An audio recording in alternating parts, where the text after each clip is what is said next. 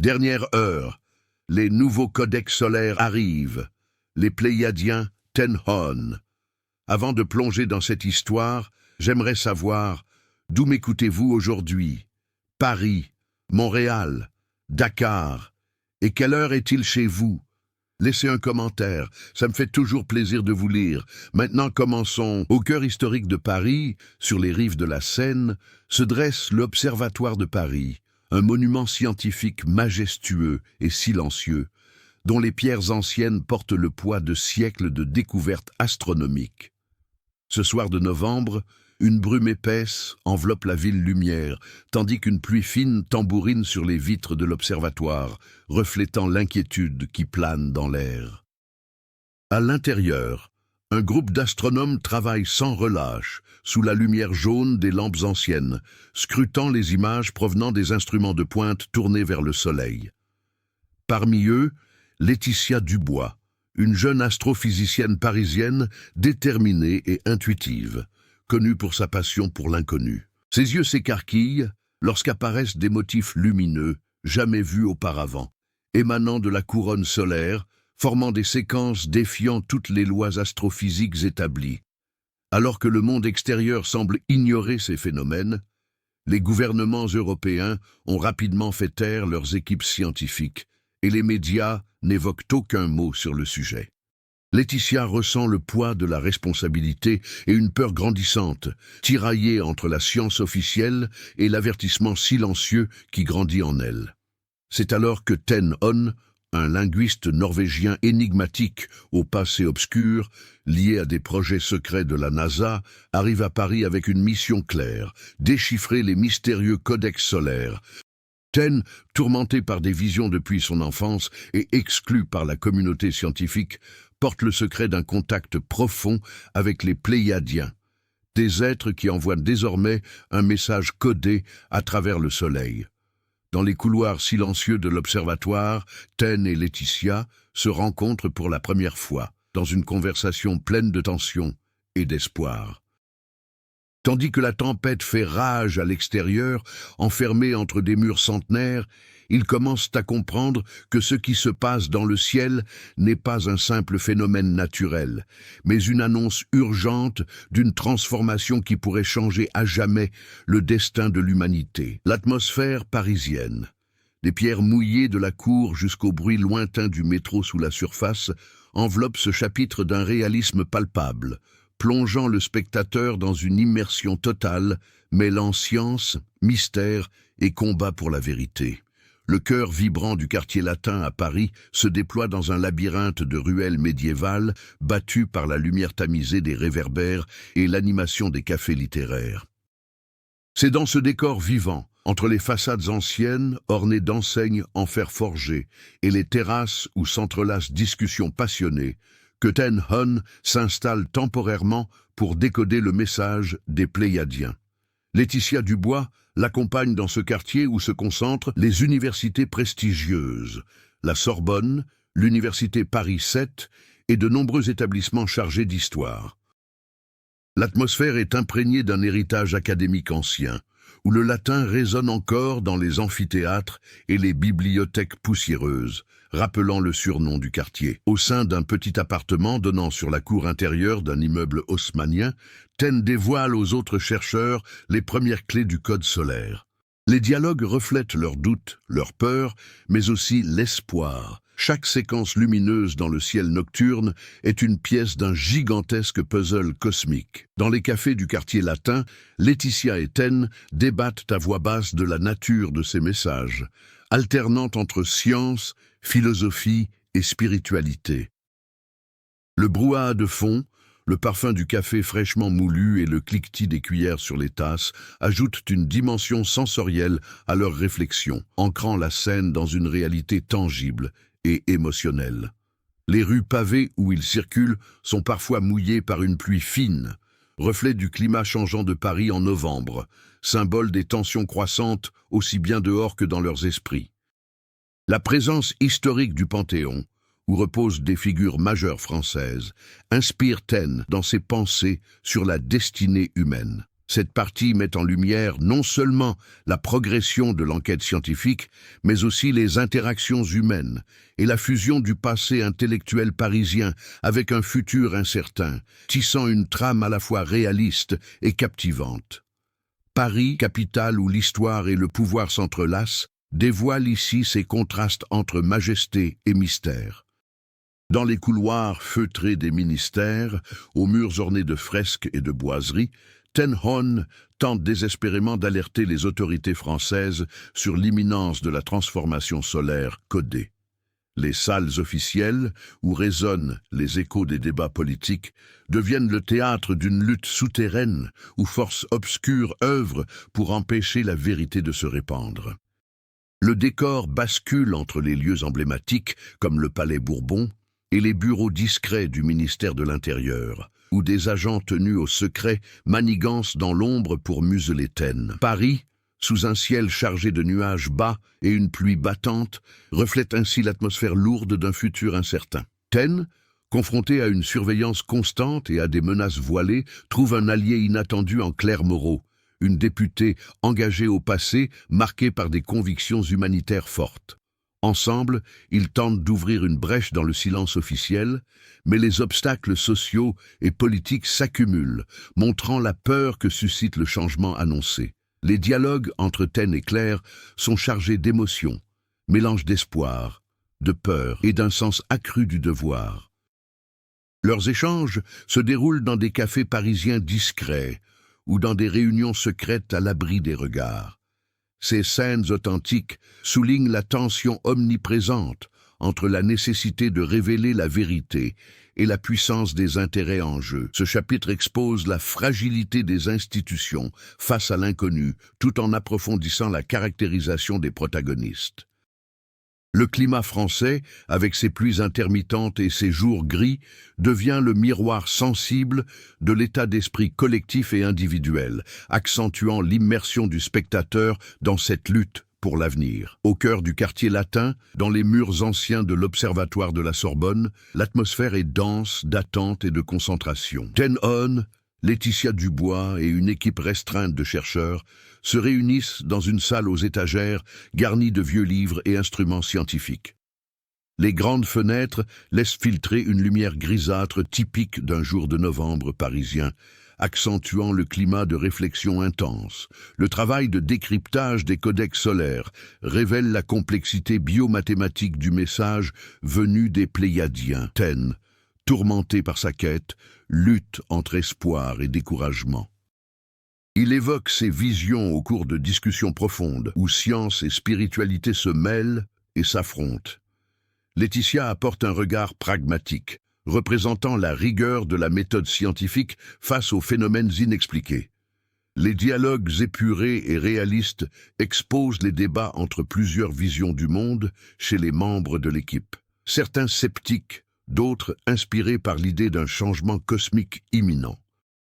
Des moments de tension naissent lorsque des interprétations divergentes créent des conflits internes, reflétant la complexité émotionnelle et professionnelle de la tâche. La Sorbonne, avec sa renommée millénaire et son poids historique dans la recherche intellectuelle, sert de toile de fond à cette phase cruciale. Des descriptions minutieuses, des amphithéâtres d'où résonne encore l'écho des discours d'antan, jusqu'aux laboratoires, aux appareils modernes, renforcent l'authenticité de la narration. À travers les vues panoramiques sur Paris, depuis la terrasse de l'Institut, la métropole apparaît comme un symbole d'un savoir ancien, prêt à s'allier à des vérités nouvelles. Le climat hivernal, alternant pluie battante et éclaircies fugaces, illustre aussi l'état d'âme changeant des protagonistes et l'approche de la révélation finale. Les derniers instants de cette longue attente se déroulent dans plusieurs lieux emblématiques de Paris, où le destin des personnages et de l'humanité convergent. Sous un ciel étoilé inondé par la lumière tamisée de la lune, les quais du Sénat sont baignés d'une atmosphère de tension et d'espoir mêlés. Ten Hoon, Laetitia et leurs alliés se retrouvent pour une ultime réunion sur la terrasse d'un immeuble surplombant la ville, avec en toile de fond la silhouette majestueuse de la tour Eiffel scintillante dans la nuit. La capitale française, berceau d'une histoire millénaire, abrite ici la conclusion d'une aventure hors norme.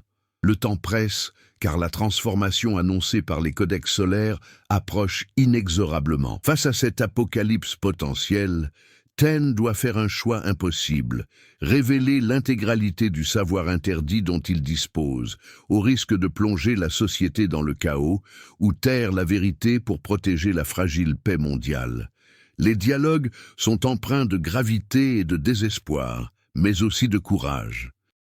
Chaque personnage fait face à ses propres démons, tandis que la ville elle-même semble retenir son souffle sous la pluie légère qui commence à tomber, lavant doucement les doutes et les peurs. La scène finale se déroule près du Panthéon, où les pierres anciennes, témoins de l'histoire des plus grands penseurs français, semblent conférer une solennité sacrée au moment. L'équilibre entre renaissance et destruction reste incertain, symbolisé par les reflets des lumières sur les pavés mouillés.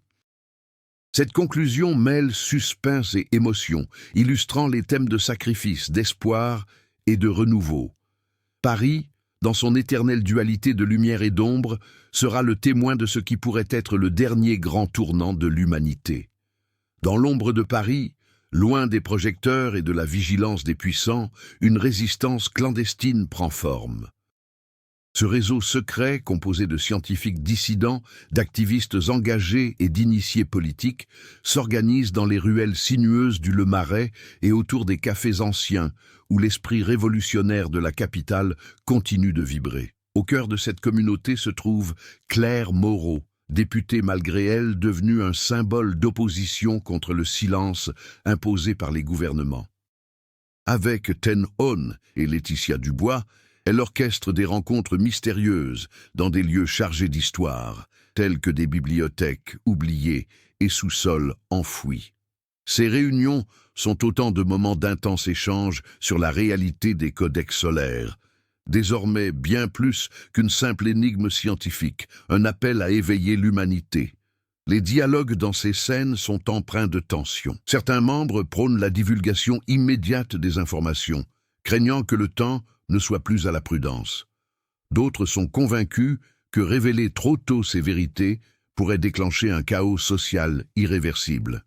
Ces désaccords créent un climat d'incertitude et de suspicion, rappelant la complexité d'une lutte pour la vérité dans un monde fragmenté. Parallèlement, des forces occultes, inspirées par des traditions alchimiques et ésotériques, observe ces efforts. La cathédrale de Notre-Dame, avec ses symboles hermétiques gravés dans la pierre, devient un sanctuaire secret où anciens rites et connaissances oubliées ressurgissent dans un ballet mystique. Ten découvre que les anciens bâtisseurs ont laissé des indices en parfaite harmonie avec les messages des Pléiadiens. Un passage mémorable décrit une assemblée nocturne devant la façade occidentale de Notre-Dame où la lumière des rosaces projette des couleurs qui semblent danser au rythme du cosmos. L'alliance entre science, mysticisme et politique crée un climat d'énigmes saisissantes, posant les bases d'un affrontement imminent entre lumière et obscurité. Ce chapitre mêle réalisme historique, émotions humaines et mystères ancestraux, enveloppant la résistance parisienne d'un voile secret mais déterminé. Il nourrit la trame d'une saga où le savoir ésotérique et la quête scientifique s'entrelacent pour défendre l'avenir de l'humanité. La pression sur Ten Hon n'a jamais été aussi intense. Sous une surveillance accrue et avec des ennemis partout, il lutte pour maintenir sa santé mentale face à un monde qui semble conspirer pour le détruire. Emmurés dans le réseau complexe de Paris, les protagonistes affrontent non seulement des forces externes, mais aussi leurs propres démons. Les scènes alternent entre le calme trompeur des allées paisibles du jardin du Luxembourg, où Ten tente de trouver un moment de répit en méditation, et l'atmosphère oppressante et claustrophobe du métro parisien, symbole de leur isolement croissant dans une bataille invisible. Chaque vague de métro est une course contre le temps, chaque arrêt un rappel brutal des risques qui pèsent sur eux. Laetitia, de son côté, assume la lourde tâche de garder l'équipe soudée et concentrée. Son travail l'amène à un artefact mystérieux découvert dans les archives secrètes de l'Université de Paris, lié aux anciens savoirs pléiadiens. Ce mystère stimule l'espoir, mais creuse aussi les tensions, certains doutant de l'utilité d'explorer des pistes ésotériques. À travers des dialogues intenses et réalistes, le chapitre explore le conflit intérieur entre espoir et peur, rationalité et croyance, lumière et obscurité. La lutte personnelle de Taine devient le miroir des tumultes collectifs de la résistance. L'effort pour déchiffrer l'inconnu résonne avec les luttes humaines pour comprendre et accepter le changement. L'ambiance parisienne joue aussi un rôle clé, avec des descriptions évocatrices des rues humides et des cafés où se conjuguent secrets et manœuvres politiques, créant une toile de fond vivante et dramatique pour ces moments critiques. Le monde retient son souffle alors que Paris, illuminé par les projecteurs d'un événement historique, devient le centre d'une transmission globale sans précédent. Depuis la place de la Concorde, entourée de monuments emblématiques et sous les regards de millions de témoins, Ten Hon, Laetitia Dubois et leurs alliés dévoilent au grand public le secret des codex solaires. La tension est palpable, alors que les premières séquences lumineuses, retransmises depuis le ciel, dessinent un spectacle céleste extraordinaire. La métropole parisienne est à la fois un théâtre sacré et un symbole d'espoir pour l'humanité, tandis que les spectateurs du monde entier sont connectés à cette révélation. Le message que véhicule cette transmission est double, un avertissement grave sur la transformation imminente, mais aussi une invitation à l'unité, à l'éveil collectif et à la renaissance spirituelle. Taine, dans un discours chargé d'émotions, appelle à dépasser les peurs et à embrasser ce nouveau chapitre de l'histoire humaine. L'ambiance des rues de Paris, des quais du Sénat agités par une douce pluie d'automne, jusqu'au café où les discussions passionnées fleurissent, reflète ce mélange d'incertitude et d'espoir. La solidarité des citoyens, l'apaisement des tensions et la volonté de construire un avenir meilleur marquent cette aube nouvelle. En toile de fond, les personnages principaux trouvent une résolution personnelle et collective, symbolisant la victoire de la connaissance, du courage et de la collaboration sur le silence et la peur. Ce final laisse ouverte la possibilité d'une suite, mais clôt magnifiquement l'épopée des codex solaires qui aura marqué un tournant dans la conscience humaine, invitant chacun à participer à la construction d'un monde transformé.